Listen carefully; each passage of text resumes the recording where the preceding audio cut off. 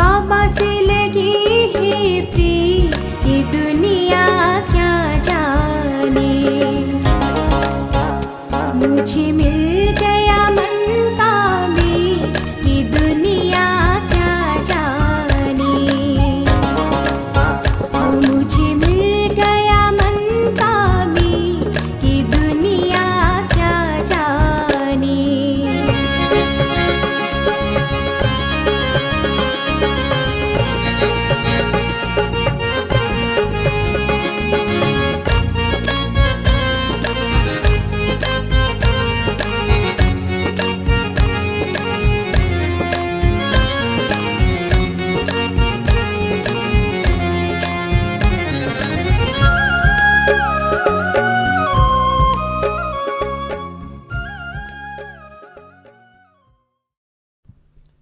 ओम शांति।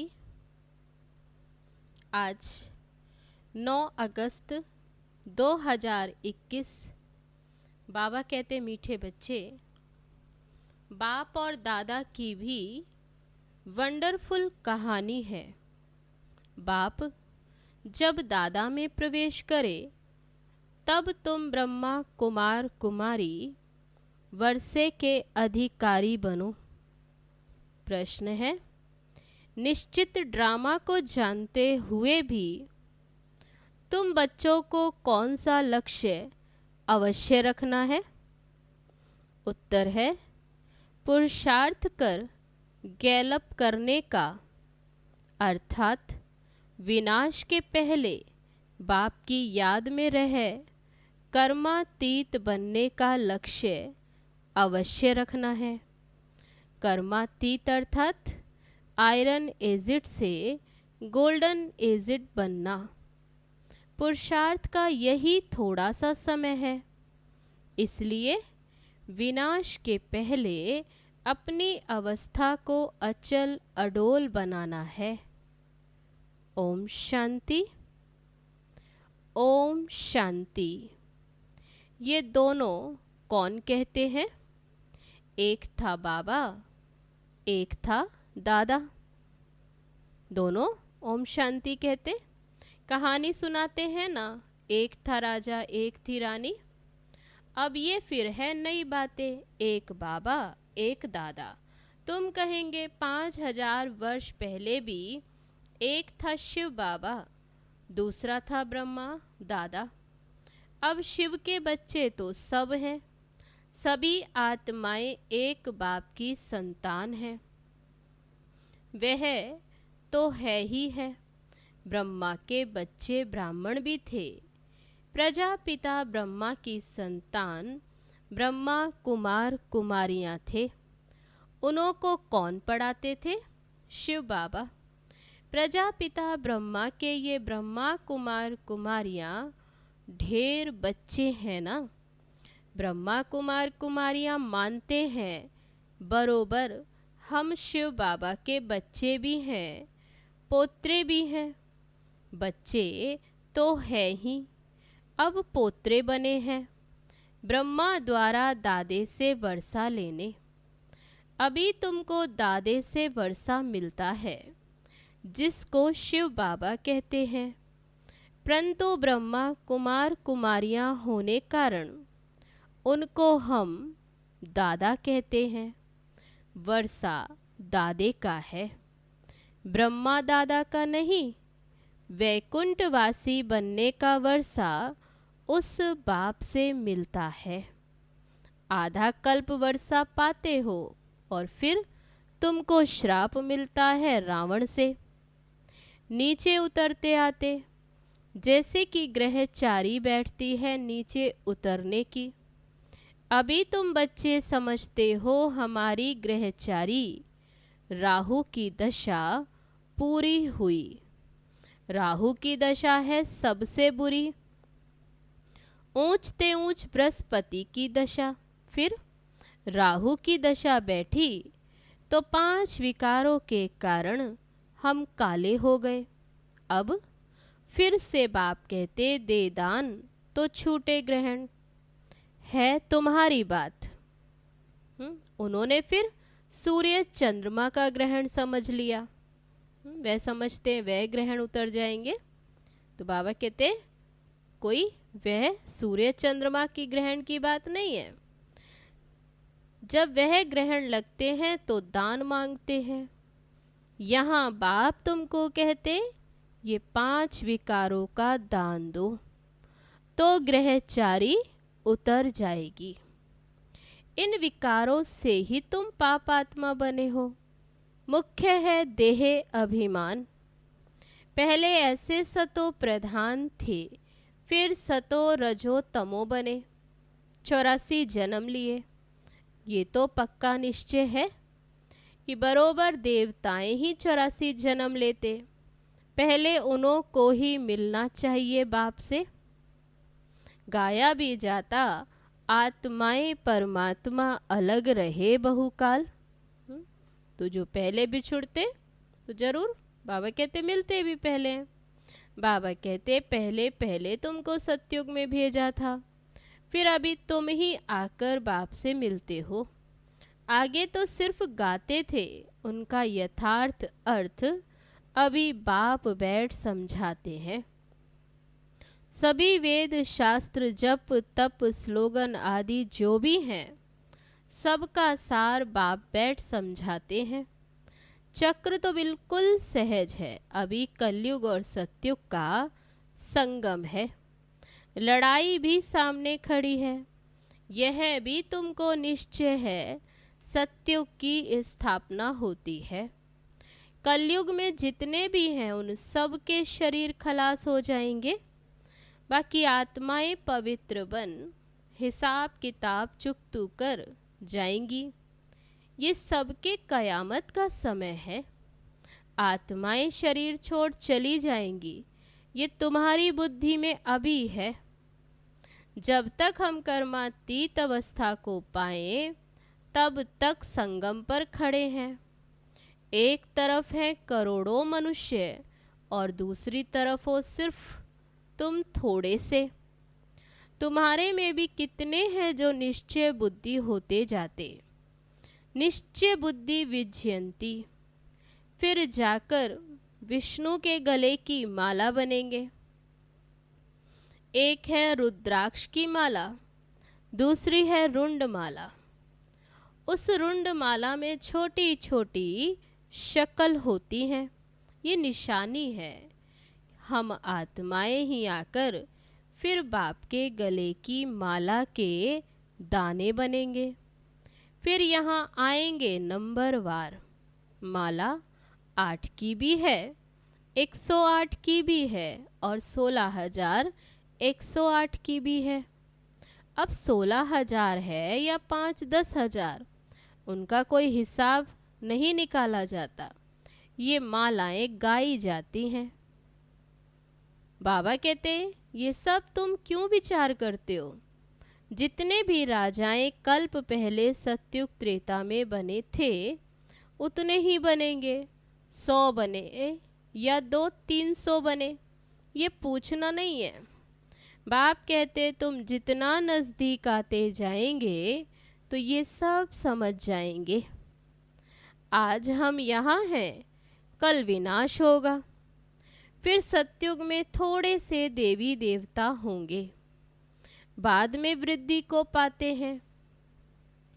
सतयुग के आसार भी दिखाई पड़ते हैं, बाकी लाखों जाकर रहेंगे। फिर लाख रहे या 9-10 लाख रहे, एक्यूरेट नहीं कह सकते। हाँ, तुम जब एक्यूरेट संपूर्ण बनने के लायक बनेंगे तब तुमको और जास्ती साक्षात्कार हो जाएगा। अभी तो बहुत कुछ समझने का समय पड़ा है, बहुत साक्षात्कार करते रहेंगे। लड़ाई की तैयारियां भी बहुत होती रहती, सब चीज़ें महंगी होती जाएंगी। विलायत में भी अब खूब टैक्स आदि लगते रहेंगे। बहुत बहुत महंगाई होकर फिर एकदम सस्ताई हो जाएगी। सतयुग में कोई चीज़ पर खर्चा नहीं होगा, सब खानियाँ आदि भरपूर हो जाएंगी। नई दुनिया में वैभव बहुत होते हैं। लक्ष्मी नारायण के पास बहुत वैभव थे ना। श्रीनाथ द्वारे में मूर्तियों के आगे भी कितने वैभवों का भोग लगाते। वहाँ बहुत माल बनाते और खाते रहते। कहेंगे हम देवताओं को भोग चढ़ाते हैं, कहेंगे देवताओं को भोग नहीं लगाएंगे तो वह नाराज हो जाएंगे। अब इसमें नाराज होने की तो बात ही नहीं।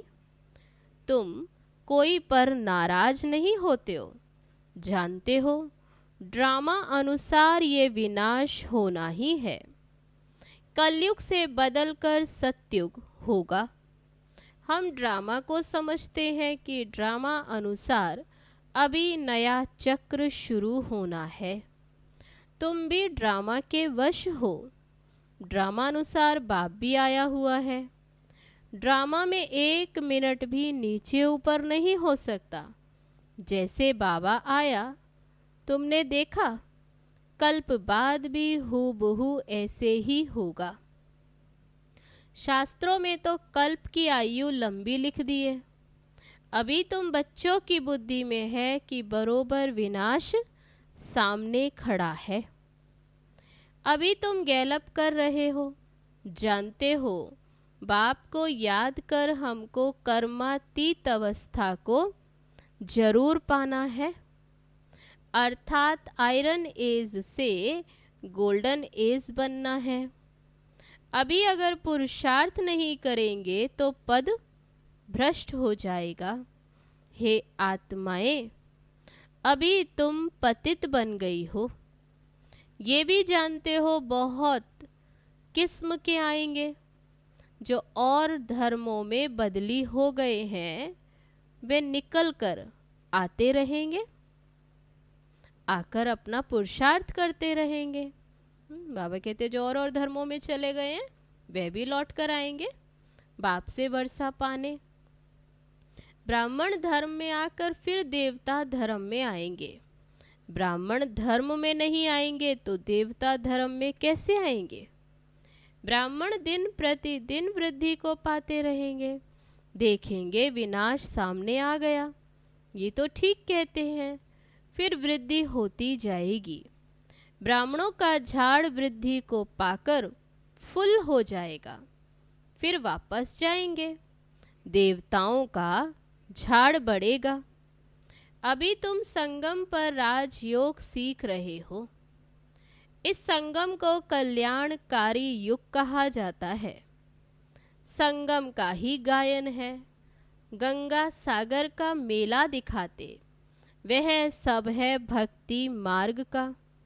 ये है ज्ञान सागर और ज्ञान सागर से निकली हुई ज्ञान गंगाएं।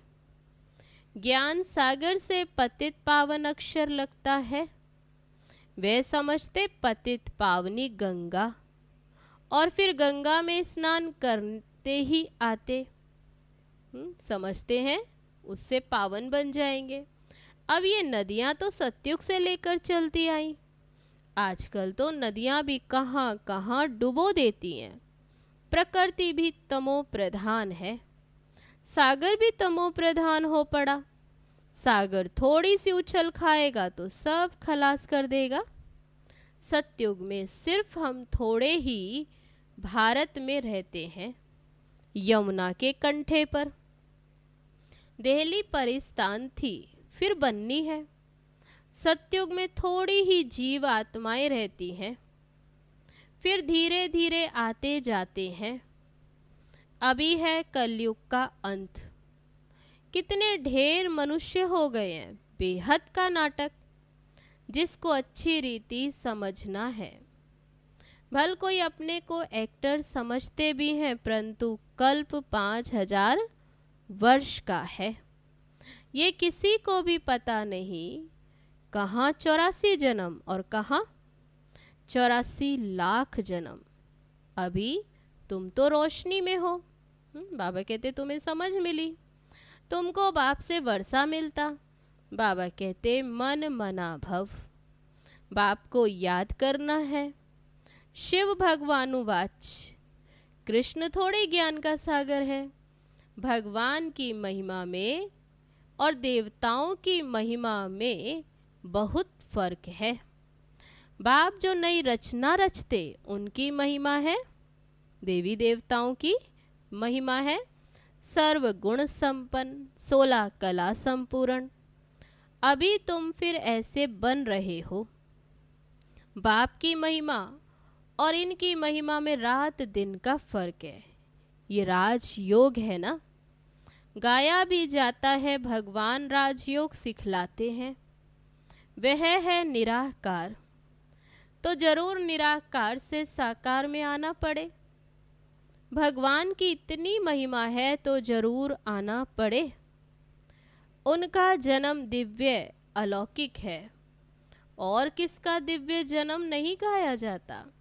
यह भी बच्चों को समझाया है।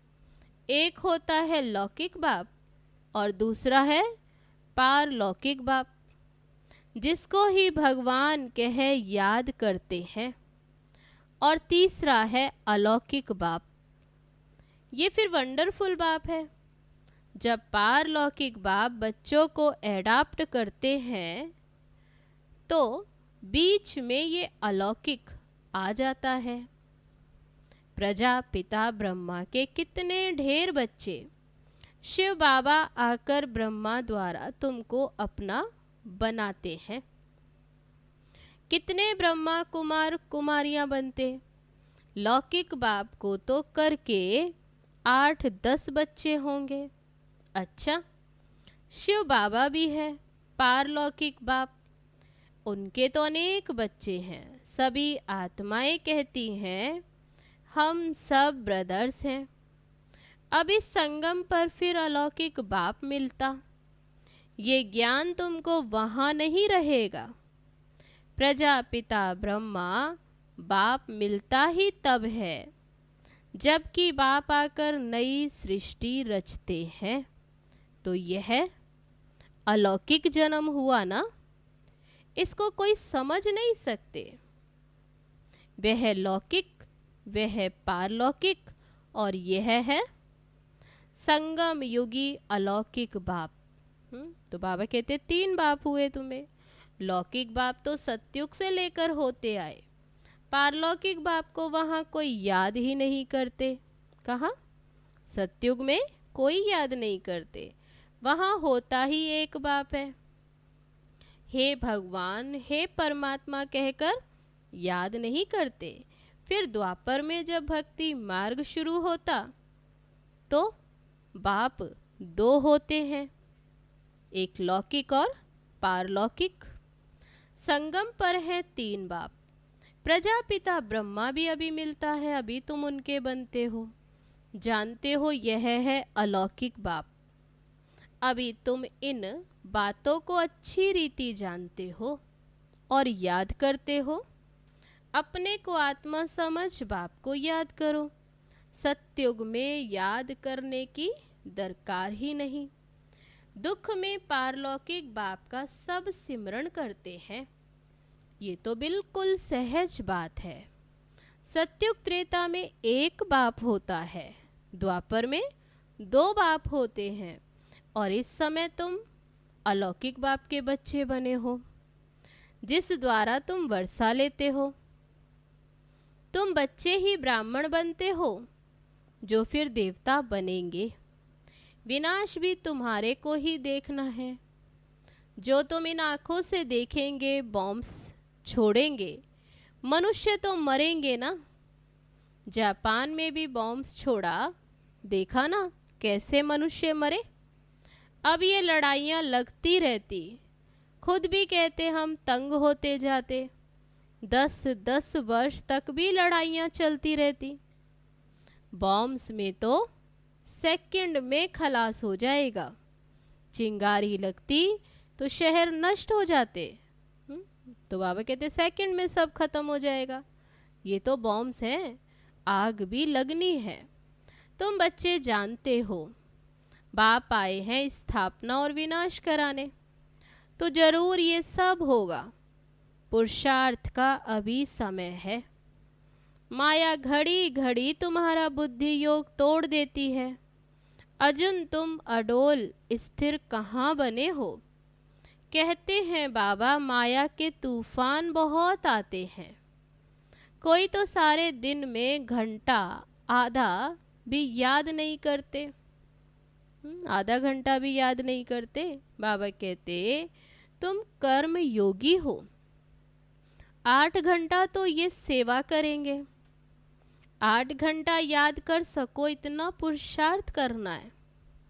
याद करते रहने से बाबा कहते याद करते रहने से विकर्म विनाश होते जाएंगे। इसको ही योग अग्नि कहा जाता। ये है मेहनत। ग्रस्त व्यवहार में रहते सिर्फ याद करना है। ये भी बाबा बतलाते हैं कि जिन्होंने ग्रस्त छोड़ा है, बच्चे बने हैं, वह भी इतना याद नहीं करते। घर में रहने वाले और ही जास्ती याद करते हैं। अर्जुन और भील का भी मिसाल देते हैं ना। मेहनत है बाप को याद करना और चक्र को समझना। महाभारत लड़ाई भी जरूर लगेगी, सतयुग में थोड़े ही लगेगी। तो तुम बच्चों को अंधों की लाठी भी बनना है। सबको रास्ता बताना है कि बाप को याद करो और चक्र को याद करो। स्वदर्शन चक्रधारी बनो। अच्छा, मीठे मीठे सिकी लदे बच्चों प्रति मात पिता बाप दादा का याद प्यार और गुड मॉर्निंग। रूहानी बाप की रूहानी बच्चों को नमस्ते। हम रूहानी बच्चों की रूहानी बाप दादा को नमस्ते नमस्ते। ओम शांति। अब है धारणा के लिए मुख्य सार। पहली पॉइंट, कम से कम 8 घंटा याद में रहने का पुरुषार्थ करना है। अपनी अवस्था अचल अडोल रखने के लिए याद का अभ्यास बढ़ाना है। गफलत नहीं करनी है। दूसरी पॉइंट, ये ड्रामा बिल्कुल एक्यूरेट बना हुआ है, इसलिए किसी पर भी नाराज नहीं होना है। निश्चय बुद्धि बनना है। अब है आज का वरदान। दिल में सदा एक राम को बसाकर सच्ची सेवा करने वाले माया जीत विजयी भव। हनुमान की विशेषता दिखाते हैं कि वह सदा सेवाधारी महावीर था। इसलिए खुद नहीं जला, लेकिन पूछ द्वारा लंका जला दी। तो यहाँ भी जो सदा सेवाधारी है, वही माया के अधिकार को खत्म कर सकते हैं। जो सेवाधारी नहीं, वह माया के राज्य को जला नहीं सकते। हनुमान के दिल में सदा एक राम बसता था। तो बाप के सिवाय और कोई दिल में ना हो, अपने देह की स्मृति भी ना हो, तब माया जीत विजयी बनेंगे। अब है आज का स्लोगन। जैसे आत्मा और शरीर कंबाइंड हैं, ऐसे आप बाप के साथ कंबाइंड रहो। अच्छा, ओम शांति।